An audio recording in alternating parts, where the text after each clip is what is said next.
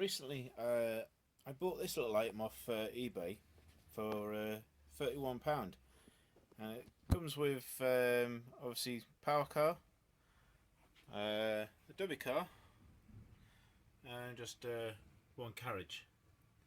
And they looked all in good order.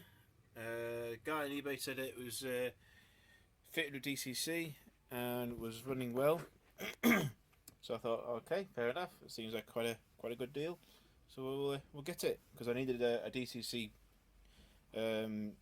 enabled train just to test on my track. So anyway, Centurion Mark from channel, he very kindly has borrowed me his Hornby Select DCC controller, which is fantastic. It's proved invaluable because I'm also in the middle of doing the points. Oh yes, there's some wiring on these, but yeah, it's taken me a while. I've done 3 sets so far, and I've done a master switch just to do a test, but they'll be going into these ones here. This one, and this one. So I'm hoping to get those done over the weekend. Anyway, back to this little gem. Well, being new to all this DCC and everything else, I thought this would be, good to go. Point out the track, connect the controller up, and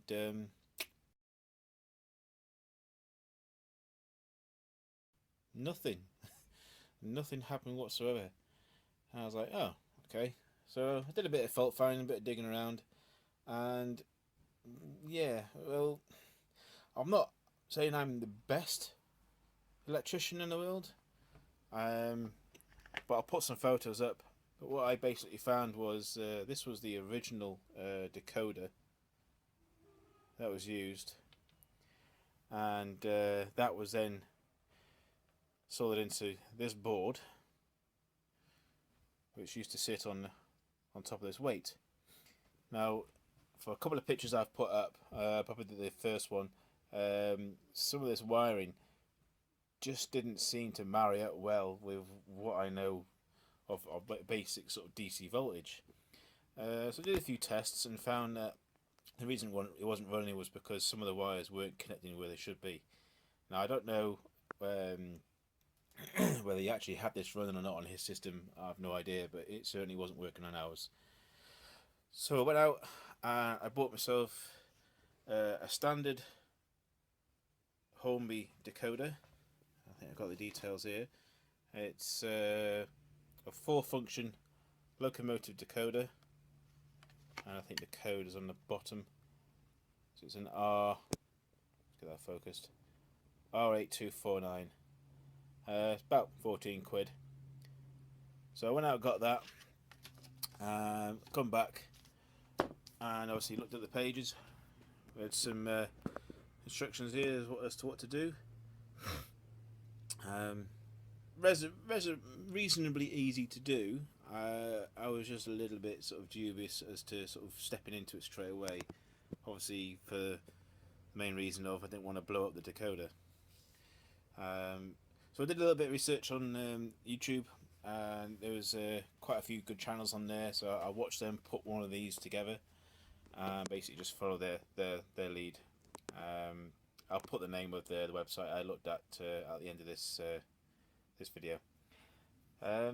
But basically, as you can see, this is my end product. Here's my 4-pin decoder in there. Oh, sorry, 8-pin decoder, 4-function. Yeah, looking back at it now, it's quite easy to do, but I think, like everything at first, when you don't sort of know or fully understand, it's a bit daunting. But I'm happy to say it works. So let's give it a go. So taking this all to account, I've basically got my buzz wire temporarily wired up to some of the droppers. I've got a set of droppers here, and here. This is the only real good line I can run on at the moment because it goes down, connects off down there, sort of thing. So yeah, so without further ado, we'll press that off, and it's defaulted to channel 3, this decoder, which is very handy. And that's obviously that way, and that's that way. And if we reverse it,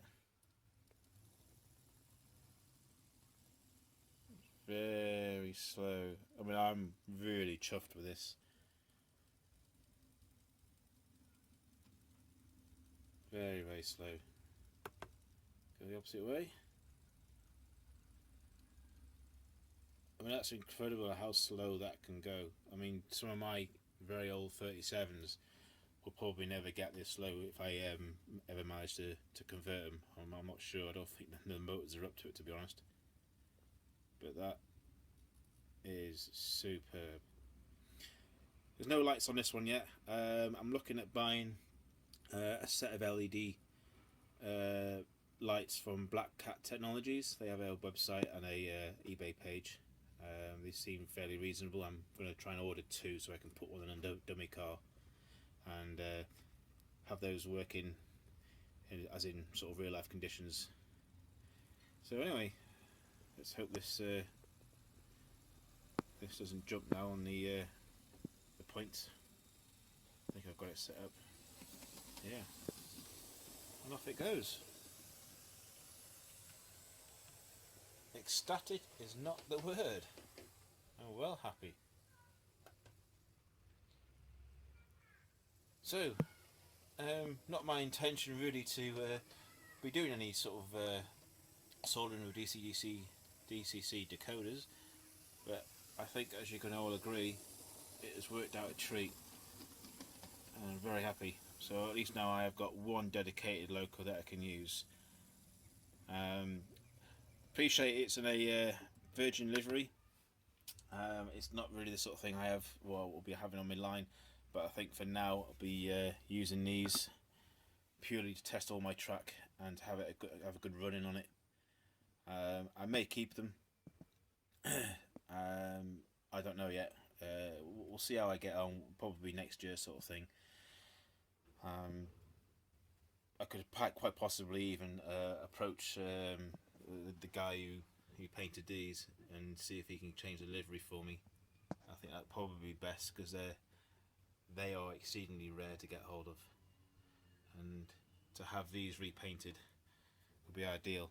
It's unfortunate that these are obviously a Hornby shell, that's a Lima shell, so there is subtle differences. They won't sort of marry straight on.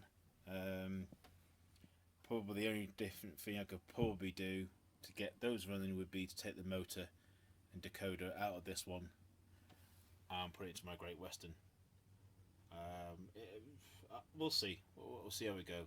To be perfectly honest, now that I know how to do them, still learning, but I could probably get away with buying another decoder and upgrading that one myself. Might be an option to do, I think. But yes, anyway, ecstatic. I managed to get some wood, so I've got a couple of planks of wood here. This is basically going to be my frame now for doing this final part, because I desperately need to get this loop continued and have a solid loop to go away around. So all this area this weekend I'm hoping to get tidied away, get the board cut and get this door put in place. That's my aim this weekend. So thanks for watching. I'll get another update to you at some point this month. Obviously I've got a fair bit of work to do.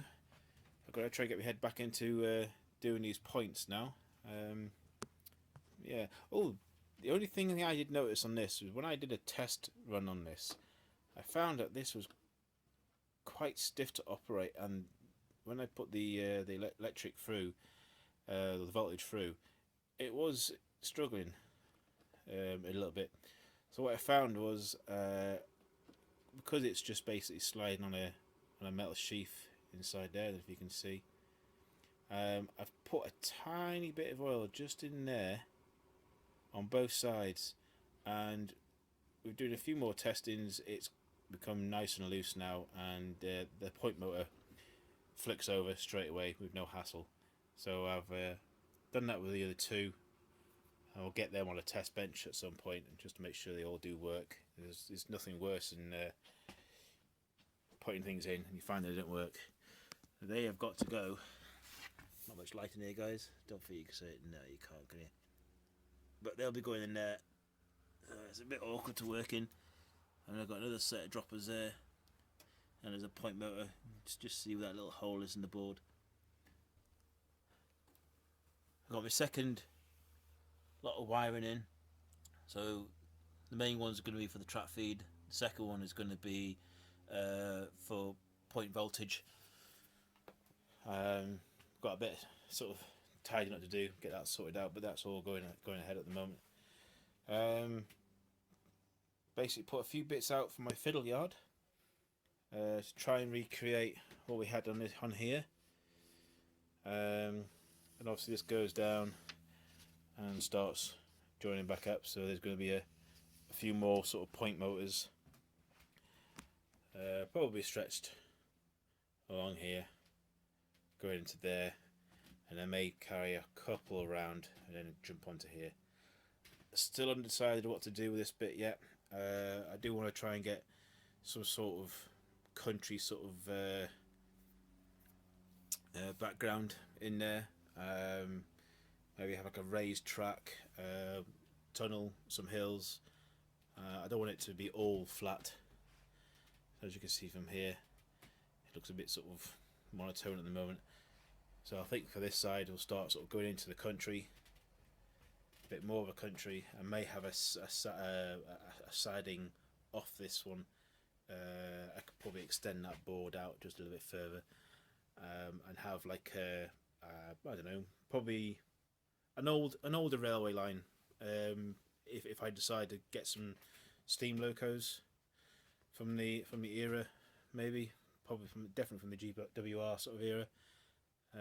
I'll probably put a couple of private sort of lines on there that can possibly join up and do what they do usually, you know, do like day excursions, and I could have a couple of steam locals running through the current sort of Swindon Station. Who knows? Who knows? Well, anyway, thanks very much for watching. It's supposed to be a short update, but it's now at least 13 minutes. Hope you appreciate it. Any comments, tips, by all means let me know, as usual. You've all been very kind so far. And again, Mark, thanks very much, mate. It was worth the wait. Cheers.